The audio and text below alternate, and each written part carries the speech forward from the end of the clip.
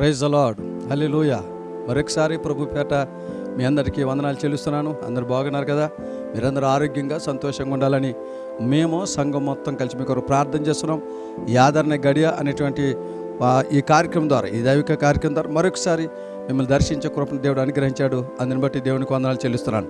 చాలా సంతోషం. ఈరోజు దేవుని యొక్క వాక్యాన్ని విందాం. పరిశుద్ధాత్మ దేవుడు చిన్న వాక్యం ద్వారా ఈరోజు మనతో మాట్లాడాలని దేవుడు ఆశ కలిగి ఉన్నాడు. మీ కొరకు ప్రార్థన చేసినప్పుడు దేవుడు నాకు బయలుపరిచిన మాట ఏంటంటే, ఆధారము చేసుకొనిడి. ఈరోజు దేవుడు మనతో మాట్లాడే అంశం ఏంటంటే ఆధారము చేసుకొనిడి. అపోస్తున్న పౌల్ని కొరింథీ సంఘం ఒక రోజున అడిగారు, అయ్యా మేము ఎంతో కష్టపడుతున్నాం, ప్రయాసపడుతున్నాం, మా కష్టమంతా వ్యర్థమైపోతుంది, మేము దీవించబడాలి, మేము బలపరచబడాలి అని పౌలు గారిని అడిగినప్పుడు కొరింథీ సంఘానికి పౌలు గారు చెప్పిన మాట ఈరోజు నేను మీతో పంచుకుంటా. కొరింథీ సంఘానికి పౌలు గారు ఏం చెప్పాడు? అయ్యో మీకు కలిసి రావట్లేదా, పలానా చోటకి వెళ్ళిపోయారా, మీకు కలిసి రావట్లేదా, పలానా వ్యక్తులు కలవపోయారా అని చెప్పలేదు. పౌలు గారు ఏం చెప్పాడంటే, మీకు కలిసి రావాలన్నా దేవుడు కృప మీకు తోడుగా ఉండాలి, మీరు పని చేయాలి. అదేంటంటే ఆధారము చేసుకొనిడి. ఏం ఆధారం చేసుకొని మీకు వాక్యాన్ని చూపిస్తాను. దేవునికి స్తోత్రం. పరిశుద్ధ గ్రంథం నుంచి అపోస్తలుడైన పౌలు కొరింథీయులకు రాసిన మొదటి పత్రిక 2వ అధ్యాయం 4వ వచనం ఒక మాటని ఈ రోజున మనం ధ్యానం చేసుకుందాం. మీ విశ్వాసము మనుషుల జ్ఞానమును ఆధారము చేసుకొనక దేవుని శక్తిని ఆధారము చేసుకొని ఉండవలెనో. దేవుడికి మహిమ కలుగునగాక. ఈ రోజున పరిశుద్ధాత్మ దేవుడు మనతో మాట్లాడుకున్న అంశం ఏంటంటే ఆధారం చేసుకోండి.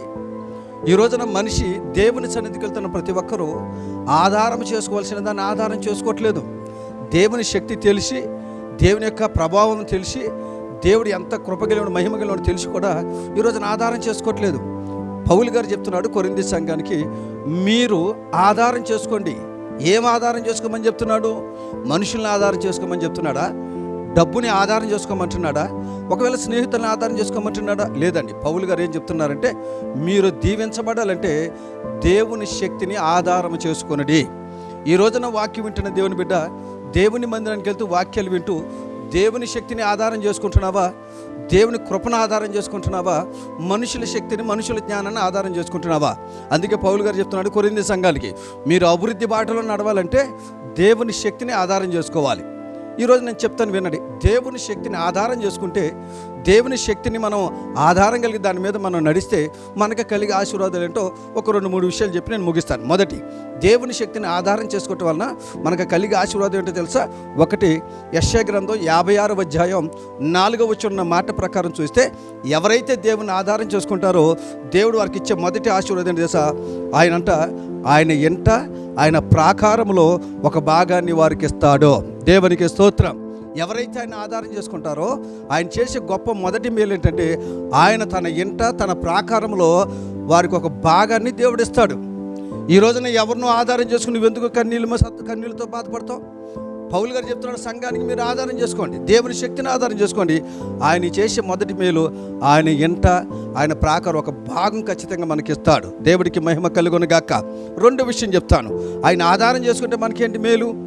ఏమంటే కనపడుతున్న మనుషులను ఆధారం, దేవుని ఆధారం చేసుకుంటే ఏంటి మేలు అంటే నేను చెప్తాను. రెండో విషయం, ఆయన ఆధారం చేసుకుంటే మనకు జరిగే మేలు ఏంటంటే, అదే యెషయా గ్రంథం 56వ అధ్యాయం 5వ వచనం మాట ఏంటో తెలుసండి? శ్రేష్టమైన పేరుని దేవుడు మనకి అనుగ్రహిస్తాడు. దేవునికి స్తోత్రం. శ్రేష్టమైన పేరుని పెడతాడు. ఈ రోజున రకరకాల పేర్లు ఉన్నాయి, కానీ ఈ రోజున దేవుడు నీకంటూ తన నోటి ద్వారా, తన వాక్కు ద్వారా ఒక శ్రేష్టకరమైన పేరుని పెడతాడు. ఆశీర్వదించబడిన వాడా, కృపగలిగిన వాడా, అభివృద్ధి ప్రదంలో సంచరిస్తున్నవాడా, ఏదైనా పేరు పెట్టగలుగుతాడు. ఎప్పుడు పెడతాడంటే ఎవరు దేవుని శక్తిని ఆధారం చేసుకుంటారో.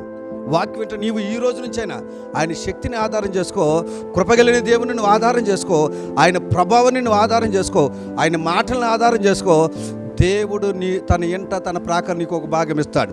ఇంకో మాట చెప్తాడు, ఆయన ఆధారం చేసిన మనకు కలిగే మేలు ఏంటంటే, అదే 56వ అధ్యాయంలో 5వ వచనం మాట ఏంటంటే, కొట్టివేయబడని పేరు, శ్రేష్టమైన పేరుని, కొట్టివేయబడని పేరుని దేవుడు నీకు కలగజేయునుగాక.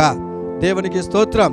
ఈరోజు చాలా పేర్లు కొట్టివేయబడుతున్నాయి, రాయబడుతున్నాయి, కొట్టివేయబడుతున్నాయి. ఒకవేళ నువ్వు కనుక దేవుని ఆధారం చేసుకుంటే, దేవుని శక్తిని ఆధారం చేసుకుంటే, నీ పేరు ఎన్నటికీ కొట్టివేయబడకుండా ఆ పేరుని దేవుడు చిరస్థాయిగా నిలబడతాడని మాటిస్తున్నాడు. వాక్యం వింటున్న దేవుని బిడ్డ, ఈ రోజు నుంచైనా దేవుని శక్తిని ఆధారం చేసుకో. అన్ని విషయంలో దేవుడు నిన్ను దీవించి ఆశీర్వదించునుగాక. ప్రార్థన చేసుకుందాం. దయచేసి తల్లోంచండి, ప్రార్థన చేసుకుందాం. ప్రేమ కలిగిన మా తండ్రి, కృప కలిగిన దేవా, నీకు స్తోత్రాలు. ఈరోజు వాక్యం ద్వారా మాట్లాడారు.